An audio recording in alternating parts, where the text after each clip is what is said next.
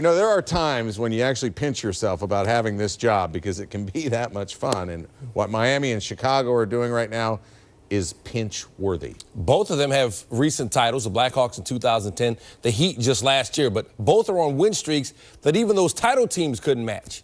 We'll get to the hockey in just a minute, but first, Kurt Rambis joins us now for a look at the Heat taking on the Magic in Miami. Kurt, the Heat looking for its 16th straight win. What's impressed you most about Miami's run?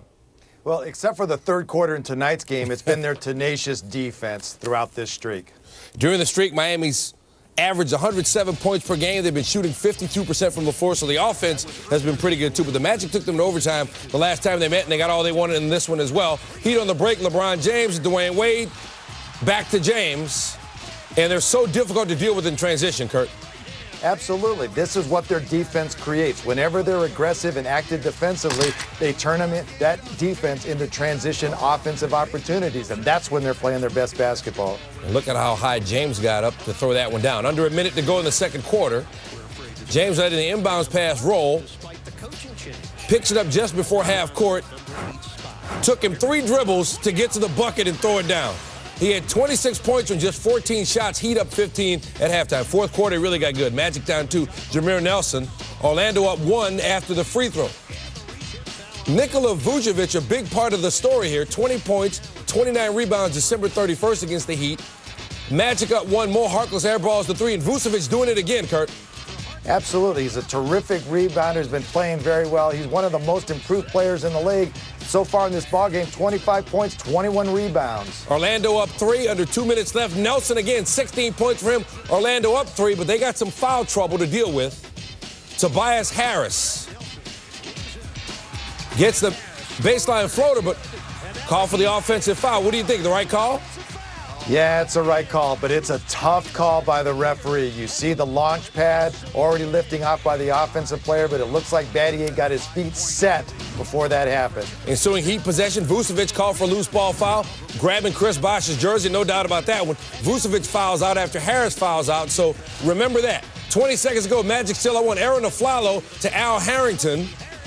He can't hit the 3. James with the rebound. Now, timeout called on the floor. Eric Spoelstra says, hey, look, I want to get the ball to LeBron James. I don't want a timeout. But the Heat haven't scored a bucket since 7:01 left in the fourth quarter. Last chance for the Heat down 1. Not going to be Dwayne Wade this time. Isolation play for LeBron James, guarded by Jones.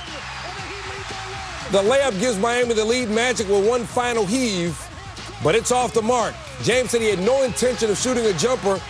Kurt, what'd you think about the design of this play? Well, they ran a high screen and roll. The Heat got the switch that they wanted. The weak side of the Heat kept the defense occupied. LeBron James can see all of this activity. He can see this lane wide open. He could have gone left or right. And once he gets his defender to open up his hips, that gives him a lane all the way to the basket, and LeBron took it. Heat win it 97-96 to get their 16th in a row, and sometimes you need a little luck. You have to win some games that maybe you didn't look like you could have won, you know, in order to win, not even in a streak, but to win games, period. I mean, there are going to be games where, you know, maybe a team let one get away or we stole one. You have those games throughout the season. So, yeah, you have to be, you know, lucky during some games. You cannot win, you know, that many games in a row without winning some games that you shouldn't win. You know, you're gonna win some games you didn't play as well. You got to get lucky.